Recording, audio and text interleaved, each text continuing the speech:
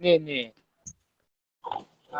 예, 목사님, 네, 잘, 잘 들었습니다. 네, 예, 근데 어, 출애굽이 먼저냐, 창세기가 먼저냐라고 질문을 하시고, 네, 그러면서 이제 출애굽기가 먼저다고 말씀하시면서 오늘 쭉 이렇게 말씀을 들었는데, 끝에 가서는 이제 왜 창세기 1장 1절에서는 여호와가 아니고 엘로힘으로 기록되었느냐라고 말씀하시면서 그 창세기 1장 1절을 기록할 당시에는 여호와라는 그 개념이 없었기 때문에 엘로힘으로 기록을 했다라고 말씀하셨으니까 네, 그러면 창세기를 기록할 당시에는 여호와가 드러나지 않았다는 것은 창세기가 먼저 기록되었고 출애굽의 사건은 더 나중에 있었다 그 말씀이지 않습니까? 그러면 이제 뭐 우리가 역사적으로는 이제 뭐 창세기가 먼저고 출애굽기가 나중에 기록됐다 이렇게 볼 수 있지만 이제 아까 처음에 질문하신 이제 의도는 우리의 지금 어떤 영적인 삶을 살아갈 때는 어 출애굽기가 먼저다 뭐 이렇게 해야 되는 것인지 어쨌든 그 부분이 조금 아직 많이 좀 혼란스러운 것 같습니다. 네. 그러니까 사실 이 출애굽 그동안의 창세기에 정말 그 일장 이후서부터 일어났던 모든 그런 그 사건들, 소리들이 사실은 출애굽 이전에부터 아담 이후로 계속 있어졌던 이야기들이죠.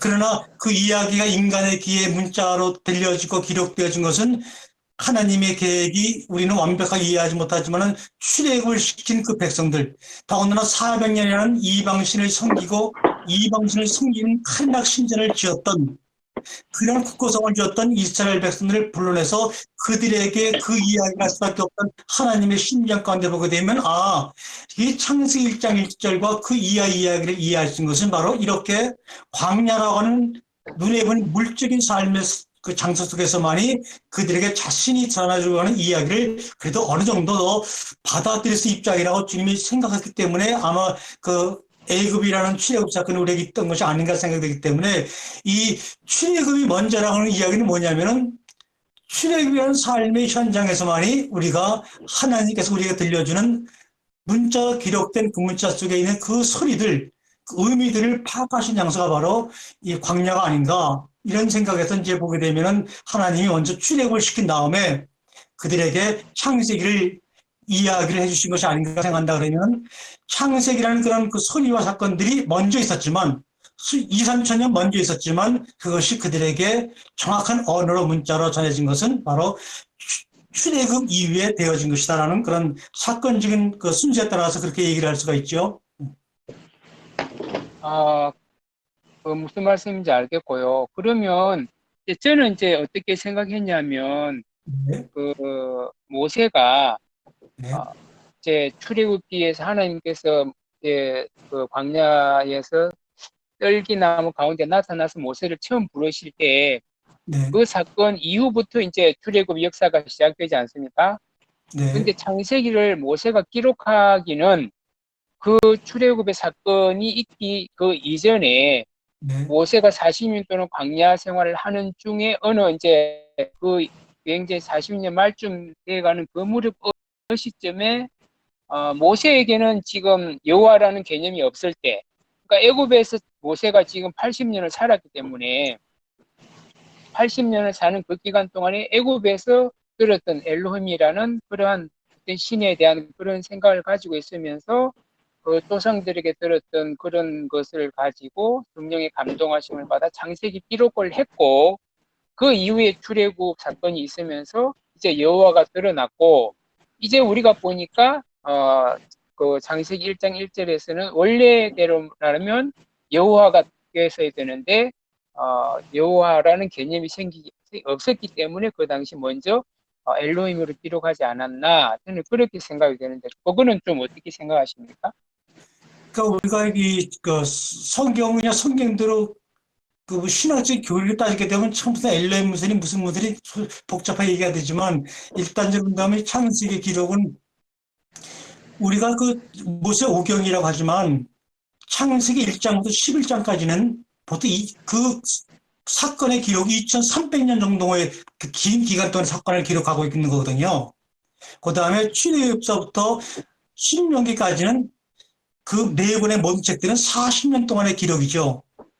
신명기가 바로 그 느보산에서 가나안 땅 가기 직전에 들려준 설교니까 출애굽부터 신명기까지는 광야에서 40년 동안 조금씩 기록되어진 기록이지 한꺼번에 기록되어진 것이 아니거든요.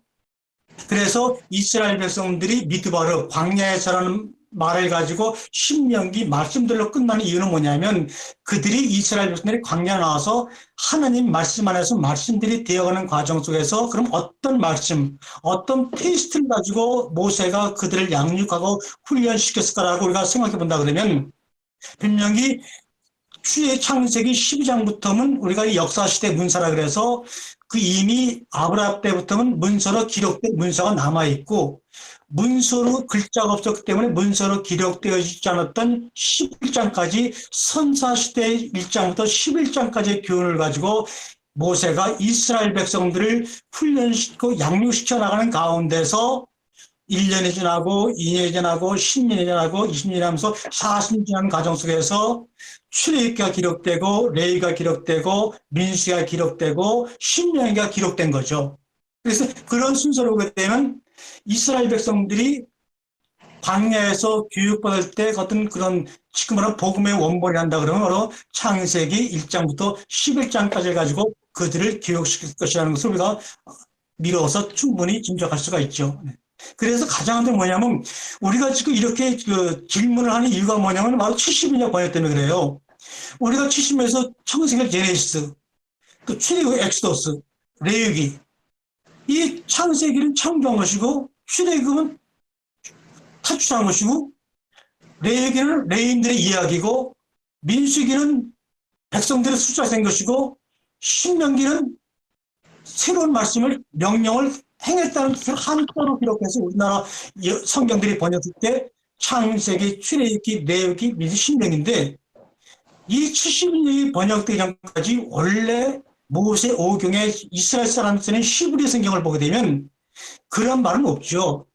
그냥 창세기는 베레시티, 또 출애굽기는 하나님께서 이름들 쉐모, 또 레위기는 그를 불러내다, 또 민수기는 광야에서, 신명기는 말씀들 이렇게 원래 뜻, 요 5가지 뜻만 우리가 이어서 한번 해석해 보더라도 모세오경을 다 해석할 수가 있죠. 다시 말하면 베레시티, 머리에 추상하는 베레시티에서 이름들을 하나님이 하나하나 불러내어 민수기 말씀 안에서 그들을 말씀되게 하였다라고 하는 것이 바로 모세오경의 원래 이름들을 불러가면서 이스라엘 히브리 사람들이 그 지금도 읽게 되면 그들이 모세오경을 토라로 지금도 이스라엘 백성들이 해당을 읽게 되면 지금 제가 말씀드린 대로 그 어느 날 우리들에게 이름을 주셔서 그 이름들을 하나하나 불러내서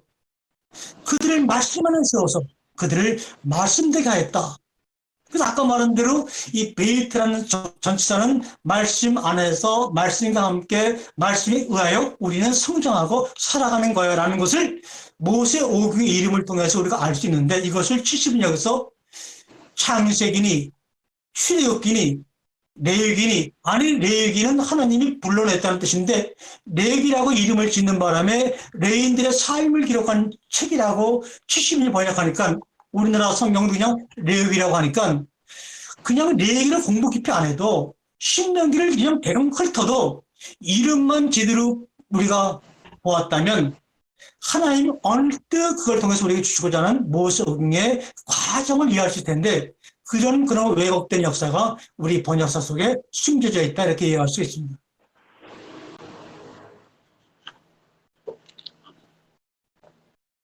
자, 다른 분 질문 또 하실까요?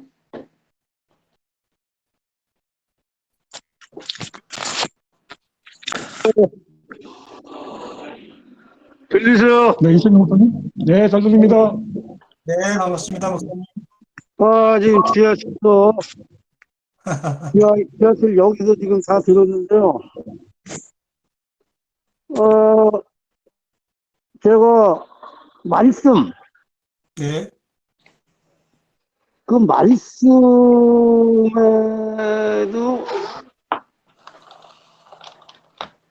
굉장히 그 절대적인 수준의 말씀이 있고, 네, 그 상대적인 그 사람의 말, 그런 게 섞인 그 말씀이 있을 수밖에 없구나. 네, 그런 생각이 들면서 결국 그러면 이 하나님의 절대적인 그 말씀과 이 만남, 그것은 어떻게 해야 되나, 이건 기회와 상식의 소리가 같이 들립니다. 제가 네, 이 목사님과의 그 만남, 이것이 마지막 기회가 됐으면 좋겠다, 네. 이런 생각이 듭니다. 네, 그러니까 이상입니다. 저도 이재 목사님이 그 정말 날마다 말씀을 통해서 그 정말 그 아주 그 엑기스처럼 올려주시는 말씀을 들으면서 아, 기도하면서 생각하는 것이 이 땅에 저희를 비롯한 수많은 귀한 목사님들, 목자들이 말씀이라고 그러고 생각하고 설교하는데 그런데도 하나님께서는 성령이 함께하지 아니하면 감당할 수 없는 사이라고 말씀한 이유가 성령 임하게 된 너희가 생각나고 가르쳐 주시고 기억나게 하신다고 하는 그 말씀을 왜 예수님이 정말 우리에게 하셨을까 생각해 보니까 제 마음에 개인적으로 부딪혀오는 것은 이 천상의 하나님의 마음, 저쪽 차원의 사건과 이야기들을 우리의 언어로 표현하려고 하다 보니까 우리가 그렇지 않습니까? 우리가 인간과 소통할 때도 문자나 말은 한 30% 영향을 안 미치고 나머지 한 70%는 이 바디랭귀지로 표현이 된다. 이런 말이 있는데 인간도 스스로 인간의 언어를 그렇게 평가하는데 사람과 소통하는데도 인간의 언어와 문자가 30%밖에 활용이 안 되면 그 30% 안에다가 하나님이 자신의 마음과 계획을 눌러서 표현하려고 하시다 보니까 그 마음이 얼마나 아프셨을까. 저는 그것을 바로 하나님의 죽음이라고 말씀하는데 그래서 그 정말 인간도 스스로 인간의 언어에 한계를 느끼는데 문자로 표현하신 창세기의 그 하나님의 마음과 그쪽 차원의 세계를 이해하려고 그러면 결국은 말씀이라는 것은 뭐냐? 문자로 번역하고 문자로 쓰여지면서 잊어버린 그 무엇을 찾아서 표현을 내어가지고 이야기로 들려주는 것이다. 찾아내고 이야기로 만드는 과정 속에서 거기에는 인간의 지능이나 지식과 노력이 결부되는 것이 아니라 오직 성령 하나님께서 우리가 학문적으로 갈고 닦고 연구하고 노력하는 것은 문자로 기록하고 언어를 해석하는 과정에 다 충분하게 투입되지만 그 뒤에는 문자화되고 번역되어지는 과정 속에서 잊어버린 그 무엇을 찾아서 복된 이야기거리로 온 이 땅에 많은 사람들이 들려주는 이야기를 감당하려면 결국은 성령 하나님께서 한 사람 한 사람의 마음을 열어주지 않으면 우리는 결국은 말씀을 전하는 사역을 온전히 감당할 수 없을 것 같다는 생각으로 그런 생각으로 말씀을 전하는데 하여튼 십자가의 죽음, 우리 십자가 마음자리가 너무나 귀한 그 제목인데 바로 그 십자가의 마음자리 그 눌러도 표현해도 천만분의 일도 우리 인간의 언어로 표현할 수 없는 저 차원의 세계를 우리가 이해하고 받아들여 들으려고 그러면 결국은 이 시간에도 이 중간에 공기가 진동되어서 소리가 전달되는 것처럼 성령의 진동이 바로 여러 목사님과 제 마음과 영혼을 진동시키지 않으면 우리는 결국 지식의 나는 밖에 할 수 없다는 것을 다시 한번 고백하지 않을 수가 없습니다. 네, 감사합니다. 자, 또 다른 분 질문을 좀 해주실까요? 우리 성 목사님이나 우리 네, 네네. 질문해도 됩니까? 네. 저는, 오늘 또 좀 늦게 들어왔는데, 죄송합니다, 먼저. 우리가 정말 광야에서 들려주시는 하나님의 그 말씀, 이게 저는 굉장히 좀 많이, 오늘 와닿던데, 예수님도 결국은 광야로 내몰리셔서 이제 40일간 또 시험을 당하셨고, 우리가 정말 이 인생을 살면서 이 좁은 길, 즉 광야의 길, 이 광야로 내몰리지 않고서는 이 하나님께서 들려주시는, 성령이 들려주시는 그 음성을 듣기가 참 쉽지가 않지 않겠나. 왜냐하면 이 너무나 많은 말씀이 있기 때문에. 그래서 이 말씀의 홍수 속에서 우리가 진정한 하나님 말씀을, 이 옥석을 가린다는 게 정말 광야로 내몰렸을 때만 그것이 가능하지 않겠나라는 어떤 그런 메시지로 와닿았고요. 그 다음에 이제 태초의 베르시트, 이게 이제 in the beginning, that in the beginning when 이 관계사가 생략된 그게 저는 굉장히 좀 다르게 완전히 와닿았거든요. 지난번 말씀하실 때도 그랬고, 그래서 그 시점에, 그 시작점에 하나님께서 천지를 창조하시던 그 시작점에 이러이러하시고 안식하셨다. 그래서 이제 그 말씀이 우리한테 와닿는 그 시점이 결국 광야로 내몰리는 시점이고, 하나님께서 우리는 보통 이래 많은 고난과 이래 막 어디로 내몰리면 하나님을 원망하는데, 막 내몰리는 그 시점이 결국 하나님께서 우리에게 축복을 주는 시점이 아닌가, 그런 생각을 하게 됐습니다. 이상입니다. 네. 오늘 뭐 질문은 없으시고 그냥 간증만 하셨네요? 예, 뭐 하여튼 좀, 네. 뭐, 나중에 또 이해 안 되는 부분이 있으면 또 따로 카톡을 올리도록 하겠습니다. 네, 감사합니다. 우리 마지막으로 우리 방성섭 형제님 질문 있으실까요? 네, 질문 없으시면, 자, 후에 이제 질문 있으시면 카톡에 올려주시고요. 네, 질문 없으시면 오늘 이걸로 마치도록 하겠습니다. 자, 우리 마치는 기도를 우리 최한거 목사님께서 기도 좀 해주시고 그렇게 마치도록 하겠습니다. 하나님 아버지, 하나님께서 얼마나 과감한 결단을 내셔서 우리도 인간의 언어를 가지고 부부가 대화를 할 때에도 서로의 대화를 온전히 이어가지 못하는 가운데 살아가기는 제한된 이 문자 속에 우주보다 크시오신 당신의 예정과 사랑을 담아서 표현하시고자 결단했던 당신의 그 사랑이 우리에게는 날마다 죽는다고 하는 죽음으로 경험되어짐을 진심으로 감사합니다. 우리 여기 모인 목사님들과 사역자들이 말씀을 사모하며 말씀 앞에 서 있습니다. 그 말씀 앞에 서 있으면서 그 말씀으로 기록되어지고 해석되어지고 번역되어지는 가운데서 잊어버린 그 하늘의 그림, 아름다운 모습들을 성령님의 감동으로 회복시키는 역사가 날마다 이 과정을 통해서 우리에게 충만하게 역사하여 주시옵소서.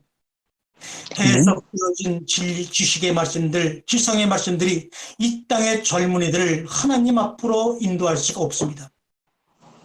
그들에게 언어에 갇혀 있지 않는 하늘나라의 저 땅의 이야기들을 마음껏 펼쳐낼 수 있도록 주님, 저희들을 인도하시고 눈을 열어 보게 하시고 귀를 열어 듣게 하시고, 이 땅의 방탄소년단들이 그들의 음악과 룰로 전 세계 사람들을 모았던 것처럼 이제 우리나라 우리 민족에게만 그 특별한 마음과 사상을 가지고 그 언어를 이용하여 온 세상 사람들이 하나님의 놀라운 비밀을 깨달을 수 있는 진리의 그 산까지 나아가도록 주여 눈을 열어 보게 하시고 귀를 열어 듣게 하셔서 우리 모든 목사님들의 귀가 열리고 눈이 열려 사방으로 물줄이 흘러나가서 하나로 합쳐질 때 그 바다 가운데 무수한 생명의 역사와 생명의 삶이 요동치는 것처럼 또 한쪽에서는 정말 밑에서 수많은 생명의 나무들이 자라서